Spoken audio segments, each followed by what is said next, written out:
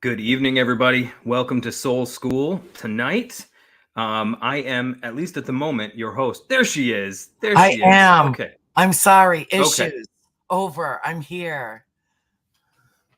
All good. I was gearing up. I was like, okay, I got Yeah. this. But there No, you it's are. I knew good. you'd come through. Yeah. It's all Yeah. good. Bill's probably, behind the curtain having a nervous breakdown, which is kind of funny. But is class in session, my darling? How late am I? You're like 10 seconds. I didn't even get to it yet, Okay. so you're not that late. Okay. So I'll let you do the honors. Okay. Well, class is in session, and I'm so flustered. You're going to need to remind me what we're doing the show about tonight. Just, you know what? Just if you could, Bill, if you're there, pull me down, let Jeff do the honors, and I'll be back in 2 minutes. Okay. All right. Okay. Well, it's always something, right? It's always exciting around here. Well, Andrea and I had talked earlier in the week, and I know it's been a long week for the both of us, so we didn't really get to do our normal little mini conference via text that we typically do. But I had just simply said that I'd had in my heart and on my mind all this week, something that we were talking about at the tail end of last week's show, which is the concept of thesis, antithesis, and synthesis. And we talked about this in a certain context last week. We specifically, I think, and I think it was last week. Sometimes these conversations run together. But Andrea had asked me about my time as well when I was a more fundamentalist Christian, and I was a pastor. For those of you who don't know me, I think probably most who tune into the show do. That I was a pastor in a denominational church for about 12 years, and I was a rather fundamentalist, hardline preacher and pastor. And I lost my faith for a season, and I became an atheist. And I'd say, for all suits and purposes, for about 2 years where I was. And Andrea had asked me about that, and then we kind of got into the issue, the Hegelian dialectic, as it's called, which is basically the concept of how ideas are presented or held initially, challenged, and then how the initial idea and the challenge synthesize and come together to form a new idea. So that's the concept of thesis, antithesis, synthesis. Okay. So the idea is that we all start off with a thesis. We start off with a general, untested idea about life and about reality, about how it works, about how it functions. And then at some point in our journey, we encounter the antithesis, the antithesis of our thesis, and our thesis is challenged, and oftentimes it's dissolved, right? And in that dissolution, we often find ourselves, disillusioned, and we find ourselves sort of floating in the void of nothingness and unknowing, and what feels and can feel like non-being, and not knowing who we are, or where we are, or what we are to do, or where we are to go. We kind of go through this season of real lostness and wandering when we encounter antithesis. And that process of dissolving the thesis, that process or that experience of having everything that we thought we knew reduced and boiled down and dissolved, it's meant to, and when I say meant to, that suggests a larger plan. So I'm assuming something there that maybe not everybody assumes, right? But I think it's meant to bring us to a point of synthesis, where the thesis that we were going to discard upon discovery of the antithesis, those two things sort of come back together and they form something new that didn't exist prior to the union of opposites, the coincidentia oppositorum, which you hear me say that alchemical phrase a lot in this show because it's a concept that I really love.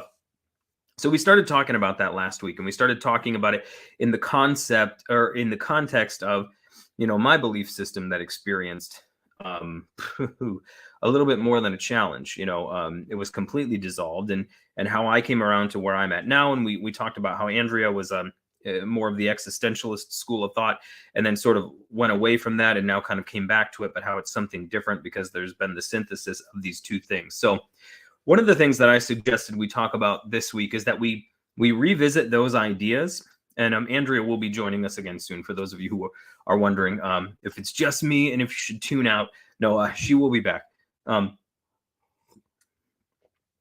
But I suggested that we take a look at the concept of something that's called transcend and include, and that we do it in the context of that larger subject. So, I hate to get into it too much without, oh, there she is. Okay. Yeah, Bill just left me a message that I need an atomic clock. He's such an ass.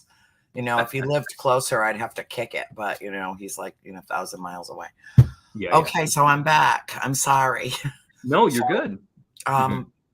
So what are we talking about tonight? Don't freeze up on me, Jeff. Don't even freeze up on me. See, because you froze up on me, so I'm not sure where it's coming from. It's definitely you. I've got high speed internet, 500. Okay. No, we said that we were we're talking about the concept of transcend and include, and I was kind of laying the groundwork a little bit from what we talked about last week. Yeah, which was thesis, antithesis, synthesis, or at least that's what we kind of started talking about at the end, right? We talked about the idea of thesis, which is the kind of like naive initial perception we have of reality about life and our general view of how things work, how reality works. It's untested because how can it be anything but untested, because we've not experienced enough of life to have had it tested.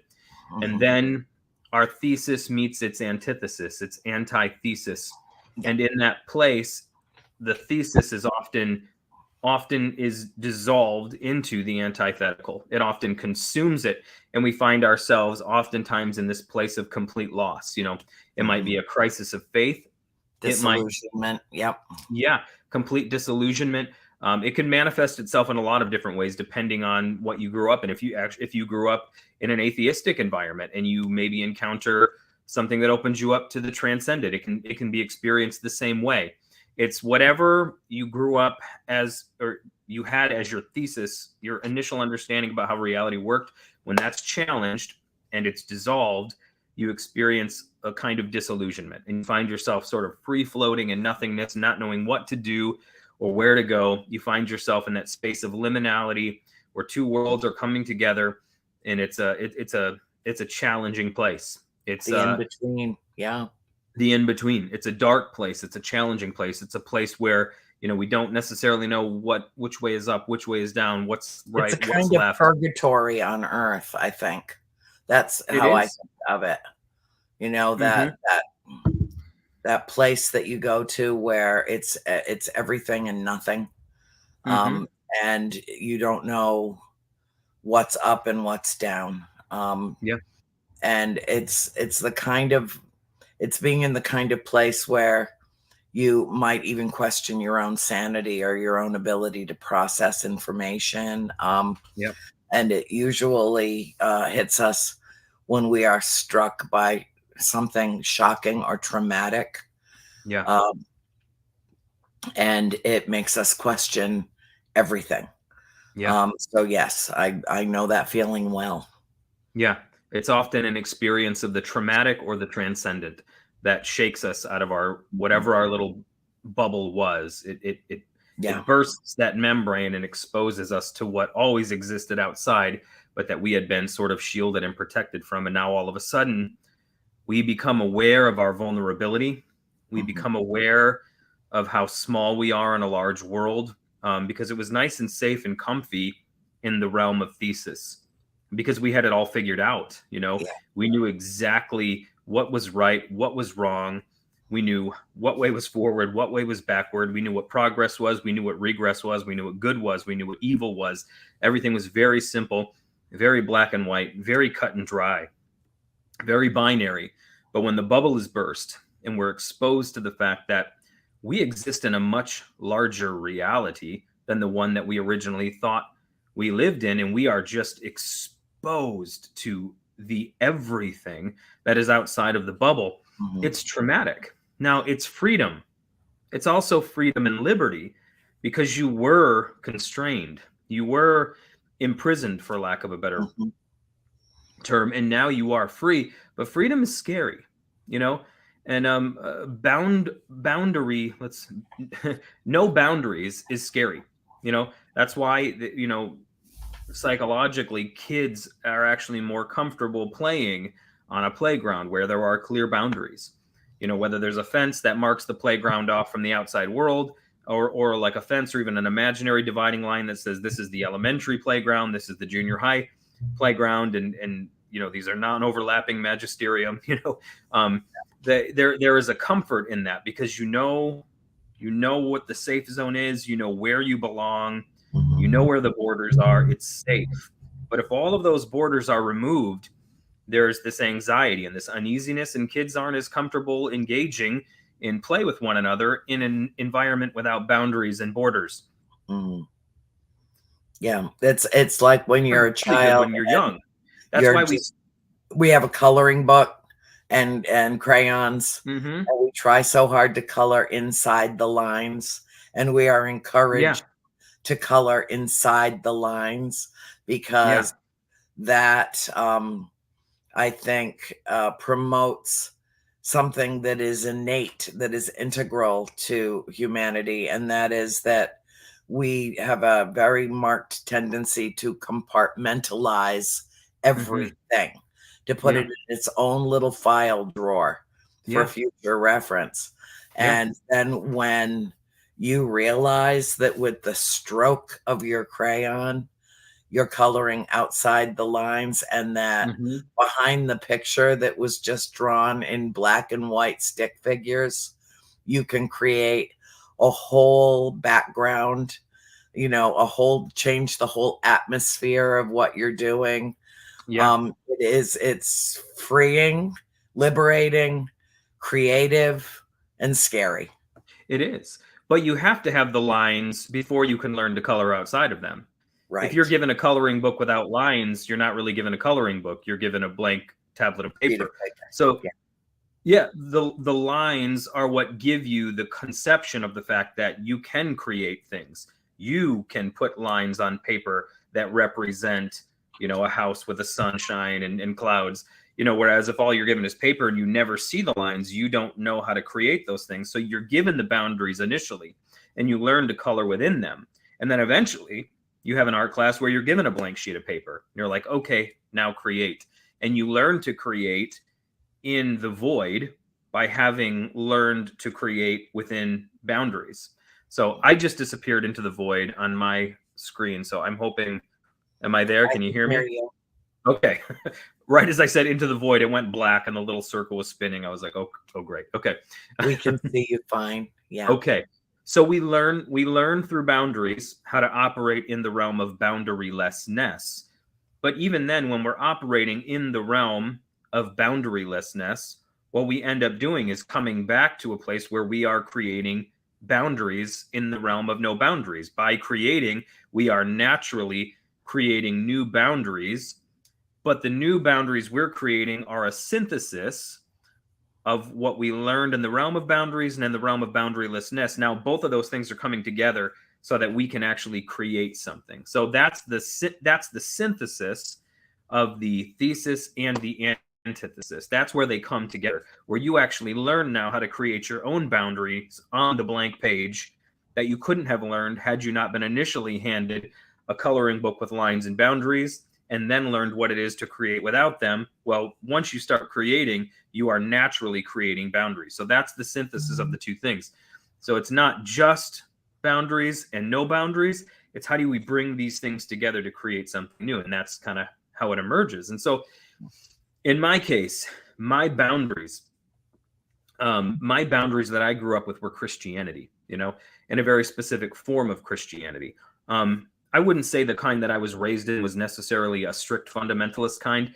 In theory, it is. And if you follow it out to its logical conclusion, it is. But that's not the way that it was practiced in my family and in my home.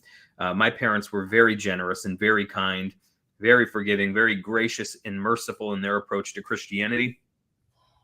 I have a personality that borders on the obsessive. So when I took it on as my own belief system, I was going to follow it out to its logical end. I wasn't going to hang out at the edges and just kind of have this as like my casual Sunday morning identity. I was going to live it with everything that I could. And in living it as passionately as I could, I found out that that particular form really is just not sustainable. It can't be lived out to its full logical conclusion by someone who's actually trying to. It can't. You can't survive that. It's too intense. The human soul and psyche will break under that pressure, and mine did. And that was where my thesis met its antithesis. When I came to that point where I was like, oh, this doesn't really work when faced with these sorts of problems, or when faced with reality when it's wearing this shade of gray. And so that was where my faith dissolved, right? So that was where the boundaries went down. And now I found myself in this place of like, oh shit, what do I do now? And really that's what it felt like. It was just like, I was so used to very clearly defined borders between this thing and that thing, forward and backward, up and down, black and white, left and right. Everything was very clear and very binary. And all of a sudden I found myself floating in the blank page. I found myself floating in the inky black waters of the void, of boundarylessness. And I was like, what do I do here? What do I do now? I don't know how to pray here. I don't know how to serve here. I don't know how to be husband or father or any of those things here, because everything I knew how to do, I knew how to do in the context of my thesis. And now my thesis has been mowed down by the 18-wheeler of antithesis. Mm-hmm. And I don't know how to live anymore. I don't know what to do anymore, because everything was rooted in this. And that's why in the beginning to Will to Power, Nietzsche talks about the concept of the death of God. And how the death of God would eventually hit the Western mind when it actually took root. The whole idea that through science and reason and rationalism, we kind of put down the notion of God. We put that old horse out of its misery, so to speak, and we let it go. And he was like, well, and in the gay science, he symbolically, has a madman show up, who's called the madman because he's holding a lantern during the daytime, which you don't need lanterns during the day because you have the sun. And he's going around saying, I'm looking for God. And they're like, oh, you're looking for God, are you? And he's like, these were the atheists of the age who were like, oh, you're looking for God. And they began to like mock him. And he's like, oh, you don't know. He's like, God is dead and we've killed him. And there's not enough water to wash away the blood and to conceal the crime that we've committed. And they're laughing at him and mocking at him because in their mind, they're like, this fool looking for God. He came with a lantern during the day because he had expected the darkness that would fall in the aftermath of the death of God to already be present, but it wasn't there yet. So he says, thunder and lightning take time. The thunder, there's sometimes a delay between, the sound of the thunder and the flash of the lightning, depending on how close you are to the storm. And he's like, so we're not close enough to the event to where you're hearing the thunder of the lightning flash or seeing the darkness that results from the blotting out of the sun. So his concept was like, once we have killed this concept of God, and that can look like something in your own individual life. He's like, everything that was attached to it, all of the values, the life you lived, the way you lived your life, all of that was attached to that sinking ship, when it goes down, those all go with it because they were attached to it. Because that's how we've set up the system. And so then you're going to find yourself questioning everything. Because if the thing that was like the most important, most sure, steadfast thing in the world and in the universe sank like a stone, you're going to find yourself wondering, well, what about my marriage? What about, my profession? What about the things that I've taken on as my passion and what about all these things? I was wrong about that. How can I be sure I'm right about these? And it really puts you in quite a place, And some choose to stay there. Some enjoy the nihilism of that, and they just enjoy the feeling of like, well, F it, I guess nothing means anything and everything is meaningless. So let's just enjoy it. And Nietzsche actually talked about a sort of nihilist who actually would put his shoulder to the plow and aid in the decomposition of the world by embracing a sort of nihilism. But of course, even as a total atheist, non-Christian, anti-Christian, in his own words, that was not his prescription for what we should do at all. But you can, in that place, it's a place where you experience and you face down things. You didn't face down in the land of thesis. You face down darkness here. You face down things in yourself that you didn't know were there. because in this place you have to survive.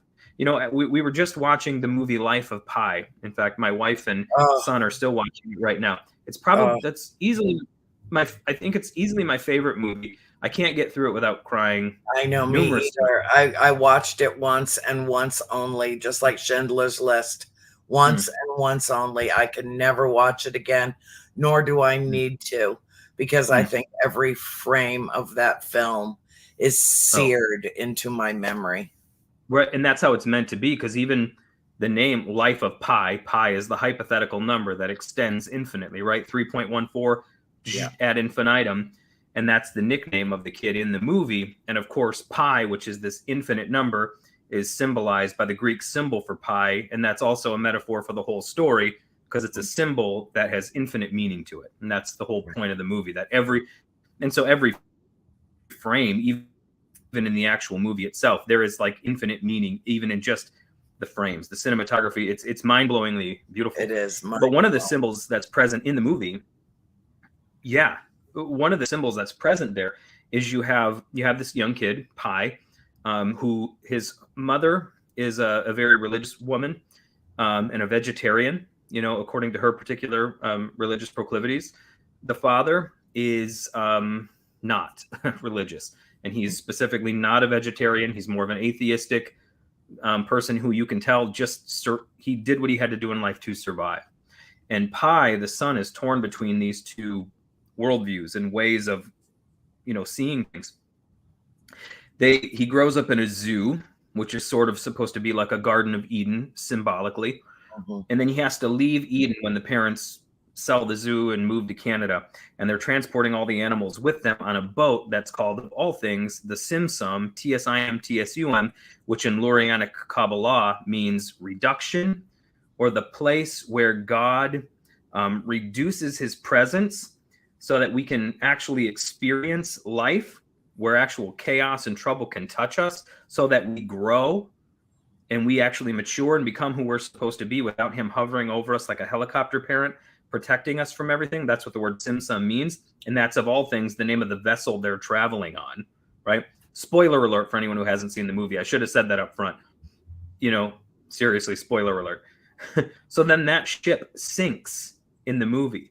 And the mother and the father representing these two perspectives on reality, you know, a kind of nihilistic survivalism and religious, you know, supernatural wonder at the world, they both go down in the boat and the son remains. And that represents, I think, the fact that these two things now have to synthesize and come together in this young man. And, you know, there's the whole story. I won't go into it all, but, you know, some of the animals that they were transporting end up on the boat with him, and it's symbolic. One of the animals is a tiger that is named Richard Parker, who kind of hides under this tarp in the boat and only emerges when Pi, the young man, needs it to survive in a moment. And the whole point is Richard Parker and Pi are the same thing. And Richard Parker, the tiger, is the part of this kid that comes alive in order to help him survive. And that's because he's floating in the ocean. He's in the place of Simsum, the in-between, you know, where God's reduced God's presence to let chaos touch us so we can grow and come forth. And that's one of the things that needed to grow and come forth in Pi, is this part of his nature to survive.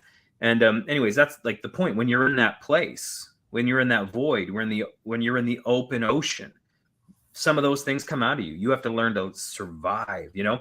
But what's happening all along is those two parental figures that sank to the bottom of the ocean symbolically are synthesizing and coming together in you. So you're in the place of antithesis here.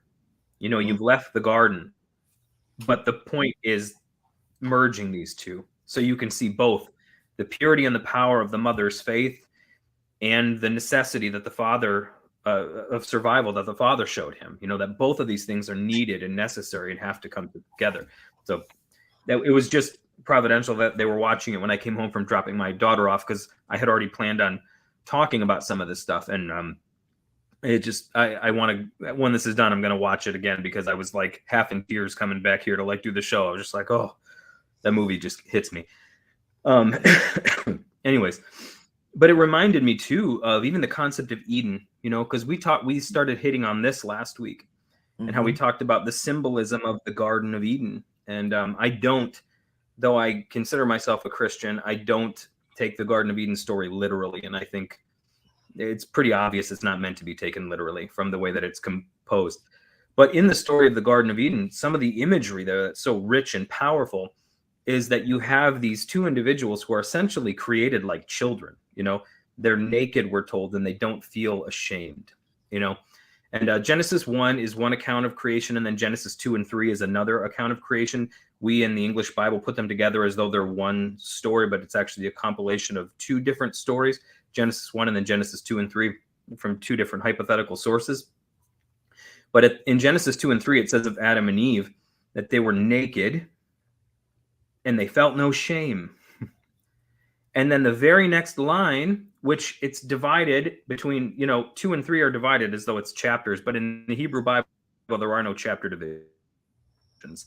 Those were added for our convenience, but they don't exist in the original manuscripts. So when it says they were naked and they felt no shame, the very next line in Genesis 3 is, but the serpent was more cunning or shrewd than any of the other creatures that the Lord had made.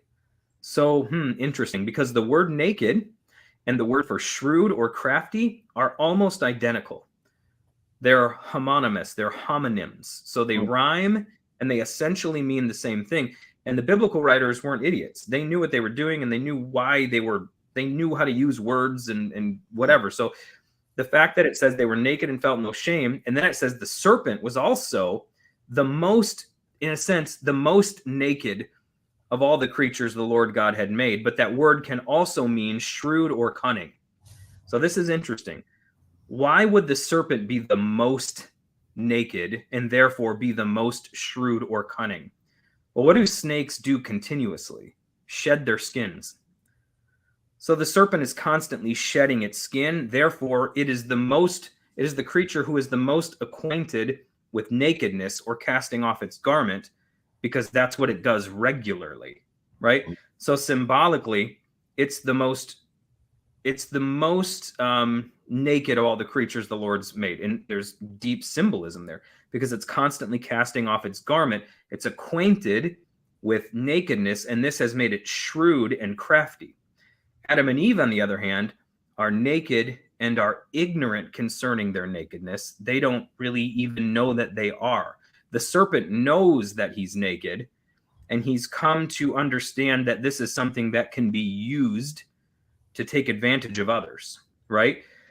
So the nakedness here represents vulnerability in a sense. You're naked walking around a garden, you're vulnerable. And Adam and Eve are vulnerable, but they're unaware. They're not ashamed. They're not concerned. They're not really thinking about the fact that stuff's hanging out, and there's a lot that could go wrong. They're not really, they're naive. Essentially pure.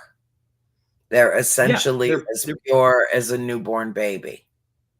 Yeah, and they don't think like, oh, there's something out there that would take advantage of this, or attack me because I'm not shielded or covered. They don't think that way about the world. In their mind, everything's friendly, everything is rainbows and unicorns and lollipops with some sprinkles and chocolate chips, and that's just the world. They live in like a, the world is like the candy commercial that used to come on before the movies in the 80s where there's just popcorn, and that's the world they live in. The serpent, though, is well acquainted with his own vulnerability because he's always shedding his skin. He knows what this is all about, and he knows how to take advantage of others who are in the same position, but who are ignorant concerning just how much danger that they're in. And so the serpent uses that against them and deceives them, in essence. And so what happens then right after is once they eat, like, I won't go into the whole story, but they eat of a fruit God says not to eat of. It's the fruit of the knowledge of good and evil. And it's not that God was never going to allow them to eat from that tree and eat that fruit. It's simply that kind of knowledge is earned. That's the kind of knowledge you ease your way into. You don't have it thrust on you all at once, or it will break you. To just have the knowledge of good and evil opened up to you the way that it's open to God, we can't all handle that, right? And it'll break you when you see it. When you just see that clear distinction between good and evil, it will break you if you're not ready for it. And that's what happens to Adam and Eve. And the serpent knows this will break them, and it will cause symbolically death and estrangement. And so once they see it, they also realize they're naked. They realize how vulnerable they are. And they immediately seek to cover it with fig leaves, right? And then God comes to them and long story short, gives them new garments to cover themselves that are made of animal skins. Now, if a garment is made of animal skins, that means there had to be a death in order for you to be covered with these skins, right? Unless you're a serpent, animals don't just go around volunteering their flesh for us to cover ourselves with. So it, symbolically speaking, I think what's being communicated is, here's what's happened to you. You were taken advantage of, okay? You were ignorant about how vulnerable you were, and you were taken advantage of by one who was not. And now you've realized that you've tried to cover, but what you've tried to cover yourself with is ultimately not, it's not what's going to happen. Because what happens when you partake of this kind of knowledge in the state that you're in is the one thing that you will constantly be covering yourself with is violence. That's why they're covered with death instead of foliage. Because in this state, this is what you will constantly be covering yourself with, is death and violence. And so right after that, we're told Cain and Abel, the sons of Adam and Eve, Cain rises up against Abel and kills him out of jealousy. That's a layer, another layer he puts around himself to protect himself. Cain is removed from Eden. He goes off into another region, and it says he builds a city. The building of that city is another garment he puts around himself. It's just these layer upon layer upon layer of protection that we're putting on to try to protect ourselves from that which we know we are vulnerable to attack from. And it always looks like violence. It always looks like death, garments of skin and death. And that's what happens. I've gotten a little way off topic now, but I kind of feel like maybe there's something in here that maybe is relevant. So that's kind of what happens. Also mention the whole notion of imbued within humanity is are some essential and I think innate traits. And one of them is the proclivity for temptation, answering the call of temptation. Being curious and fascinated, and like any child will do when told, no, don't do that, is the first thing that they'll do when the authorities got its back turned. Yeah, absolutely. And and like I said, and then there are those out there who know, and they're typically not the ones you think, they're typically not. And this is, look, man, I was a naive individual growing up. I grew up in a bubble. I grew up in Eden. I grew up with two parents who were to this day, if the most saintly, holy, godly, perfect people on this planet to me are my parents. Despite any disagreement we've ever had, they are perfection in my eyes. I really cannot even look back and see one thing they did wrong. I can't.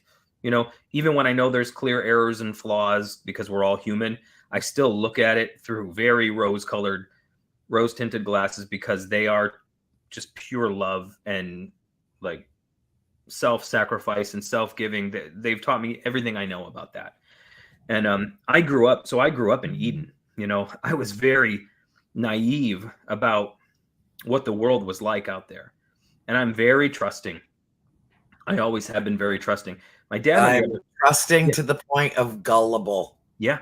And I've been there. And my dad always tried to, without making us, without giving us the fruit of the knowledge of good and evil that just opens our eyes and shows us how horrible things are. My dad lived a different kind of life growing up. He was in a different kind of family. He had a rougher, 20s. His 20s were rough before he came to Christianity and really turned his life around. And so he's more aware of what goes on out in the world than I was. And he would always, he was a truck driver, so he encountered some rough characters. No offense there, but it's just a culture. And he'd always be like, just down to things like never go to a rest area after dark, never go to all these things he would just teach me. And I'd be like, why? I don't understand. He's like, I'm not going to explain it all to you. Just trust me. Trust me. Yeah. There are serpents in the garden. Trust me. And, you know, a good father doesn't just give you the fruit all at once because he knows it'll break you. It'll break your mind that is innocent and pure. Serpents are the ones who come and give you the fruit all at once. And they know you're curious about it, right? Because negative suggestion, don't. That basically says do. When you say don't think of a zebra, your brain has to formulate the image of a zebra in order to know what it is it's not supposed to think of. So you break the commandment before you even try to not break it, right? Because your brain has to think of the thing it's not supposed to think of before it can try to not think of it. So when you say don't do something, something in here begins to want to do it. And so then there are serpents in the garden who understand this. And they are going to try to, in one way or another, push you toward that. They're going to try to bring about situations in the world that cause your eyes to be opened before they should be opened. Just this week at my son's school, my son's a senior. It wasn't really something that was in his realm, but just this week at his school, somebody who was a bus driver, a lunchroom worker, the person that I saw every morning when I dropped him off for school, standing and greeting and letting kids in, was busted on like 8 charges of terrible, terrible crimes against children. You know? Jesus Christ. Like, I mean, it was a huge deal. And I'm like, I every day dropped my son off and watched him walk past this person and watch this person say, good morning, you know, and reading the charges against this person. I'm like, oh my God, you know, but those people are out there, and it's not always that extreme, but it is also that extreme. Also, one of the Christian groups that I was heavily influenced by in the late 90s and early 2000s, you know, millions strong prayer movement in the world. It was on the day of the Hamas attacks in Israel, a day after I had this very clear sense in my mind, you are about to see evil. Get ready for it. And it was all in the context of studying Genesis and having this sense of, you know, being exposed, having my own vulnerabilities exposed. It was all in the same context of everything I'm talking about. Like the next day, it came to light that this person, the person who founded this ministry that's millions strong, that was heavily influential, and I'd left it behind. I haven't thought like that in years, but even so, I still thought the person saintly, if misguided. It was exposed. They had been a sexual predator for decades, you know, and it was one of those things that just shook me because I don't really even live according to the things they taught anymore. But still, you know, it was like, oh my God, how gullible, how naive. And then at the same time, just seeing the sheer evil of humanity and then the retaliatory evil of humanity and just this endless cycle of violence. Conflict and violence. And people who are vulnerable and naked and know it and continue to cover themselves with violence, right? And why does it happen? Because in these sudden moments, the thesis of life is challenged by the knowledge of good and evil that comes in these explosions, and it breaks people, and it turns good people evil, right? It turns good people evil. It turns victims into victimizers. It happens. And I know we don't even like to use language like that, but it happens. And it happens. Yeah. And you know, going back to the cyclical nature, you know, I for years worked with sex offenders, and every one of these boys was a victim before. Sure. Yeah. Every single one of them was a victim before they became the perpetrator. Every one of them. Yeah. It's something far beyond learned behavior. Yeah. That kind of abuse, females process that kind of abuse very differently than males do.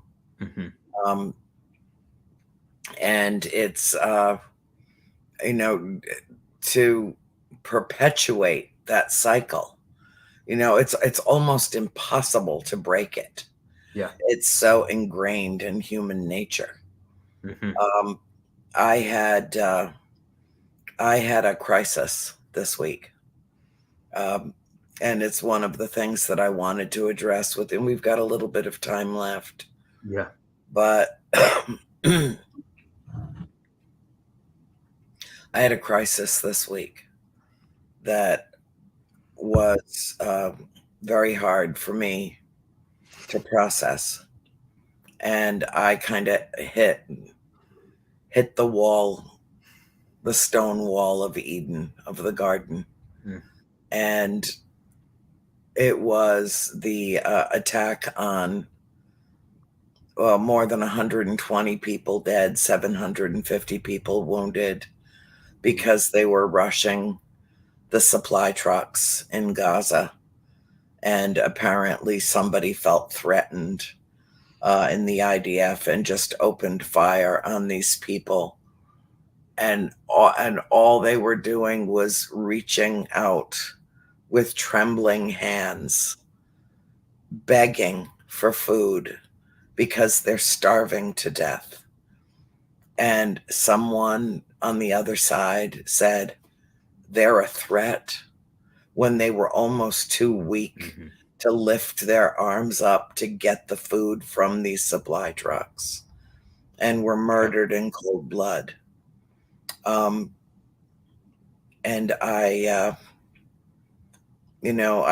was talking with Rupert last night, my friend Rupert, everybody knows him.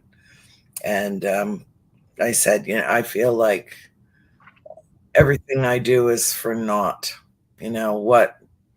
What possible difference could I be making in the world when every day is just another chapter in, this horrifying book of life? Absolutely horrifying to me. And I told him, I said, my mother has the privilege to be home with her family, all the food she could possibly want, all the proper medications that she requires, in a cozy, cuddly, all the equipment that she needs, everything that she needs. And I have the capacity, sadly, have the capacity to imagine my precious mother in a refugee camp in southern Gaza, laying on a desert floor under a tent, if she's lucky, in sub-freezing weather, and no protection, as her, this elderly woman is seeing the last of life. And it makes me profoundly sad, but more than anything, it makes me angry that anyone should have to suffer like this, that anyone should have to suffer like this. And the thing that upsets me more than anything is that I believe, based on all the knowledge I've gained, everything I have witnessed, that this all happened and was set up to happen after the initial attack, when no one came to help. That it was just an excuse to go in and take Gaza back and level it and wipe out 2 million people, whether by disease or starvation, or just blowing them to smithereens right in their homes. Not everybody, please don't for a moment think that I think there's anything about Hamas that isn't evil. They've well proved themselves to be monsters. But I don't know who it was that said, hell is empty and all the monsters are here on earth. But that's how I felt this week.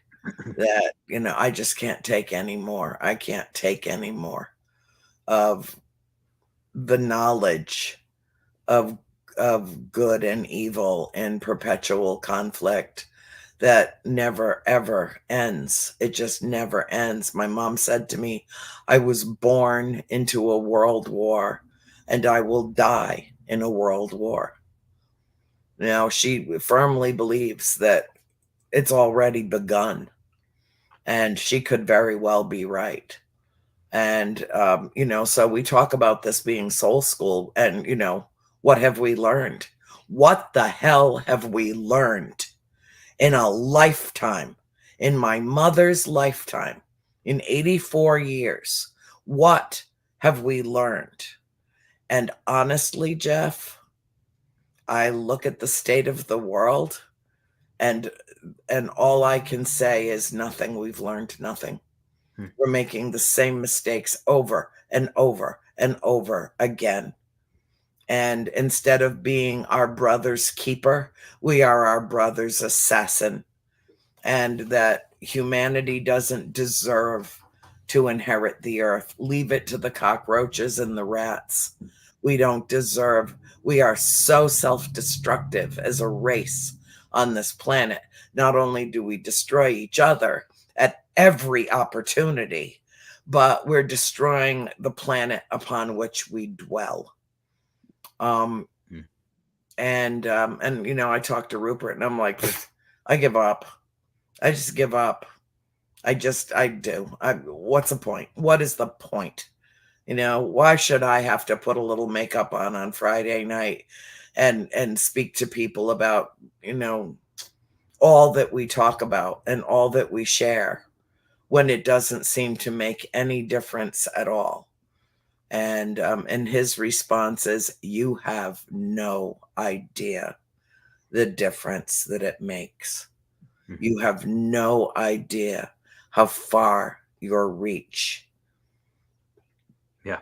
And he lifted me up out of the depths of despair for humanity and for all the creatures on this planet.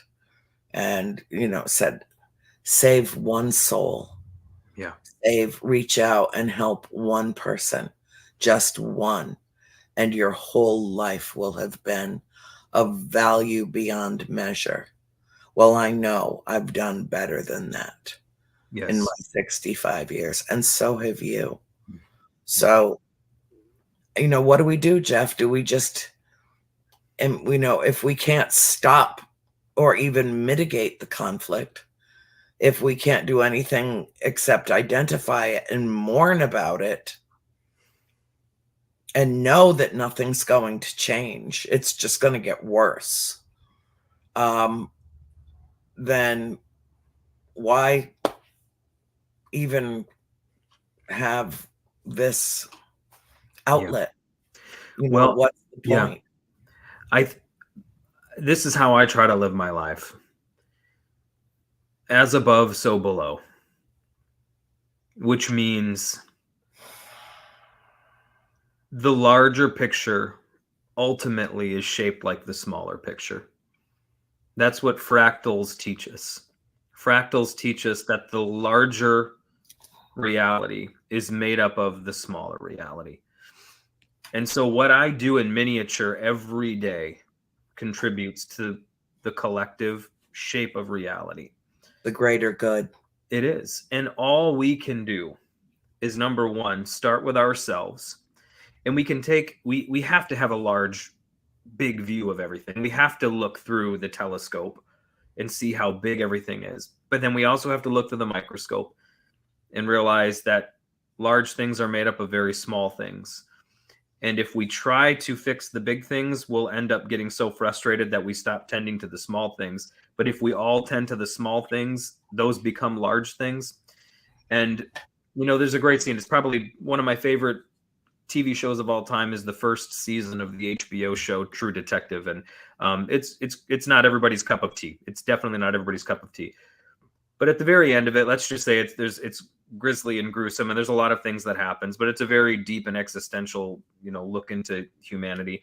And at the end, the two main characters, again, spoiler alert, have stared into the void and seen all sorts of things that no one should ever see. And one is wheeling another out of the hospital in a wheelchair, and They look up at the sky and it's mostly dark and there's a few stars. And the one who's just so now beaten up and bitter and jaded at everything he's seen just comments on the fact that there's more darkness than there is light, and how impossible it seems that light will ever prevail. And then the character who's been the most pessimistic throughout the show looks at him and says, "You're wrong about that." He's like, "Once upon a time, there was only dark. It seems to me that the light is winning." The fact that there is any light in the sky at all, when once upon a time all there was darkness, says the light's winning. Because it's not stopping. It's continually coming and it's growing. And as with the death of God, where Nietzsche said in the negative, the results of this negative thing are going to take time to manifest themselves, so the results of positive things take time as well. Lightning strikes, depending on how close you are to the event, determines how quickly you hear the thunder.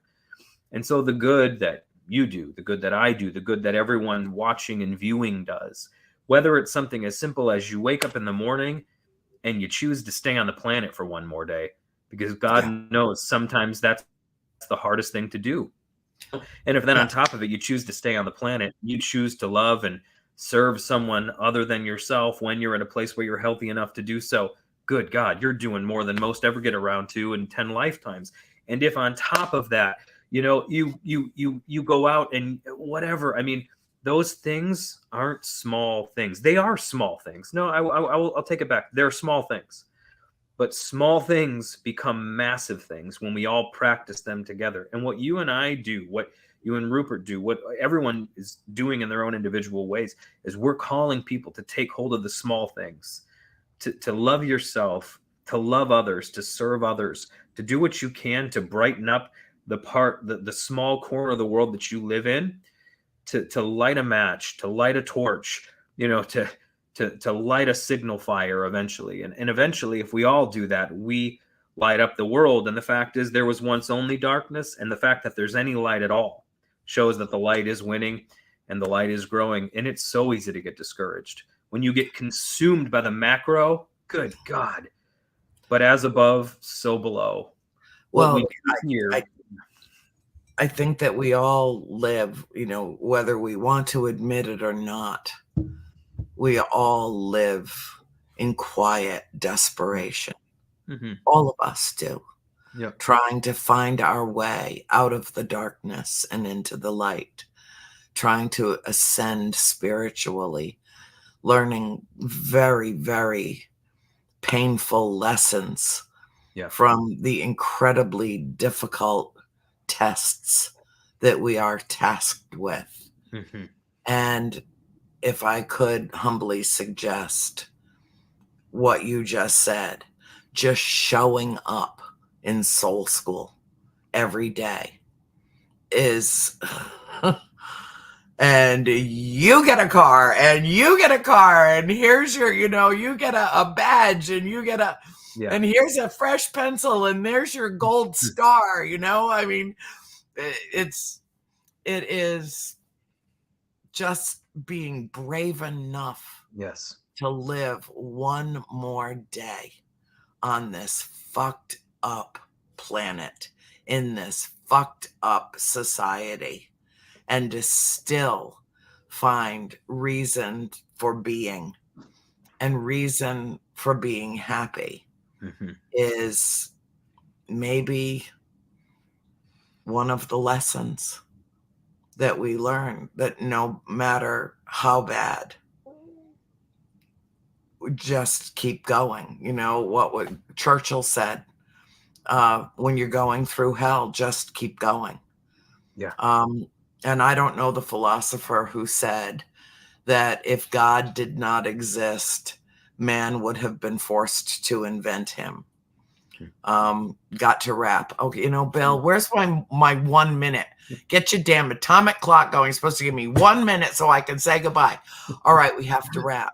Okay. Which, I mean, and it's not even Christmas Eve, and we have to wrap. Yeah, it could be with my tree up still. It could be. I love you, darling, sweetheart. You too. I love you. Go Yes. watch Life of Pi, and class dismissed. Yes.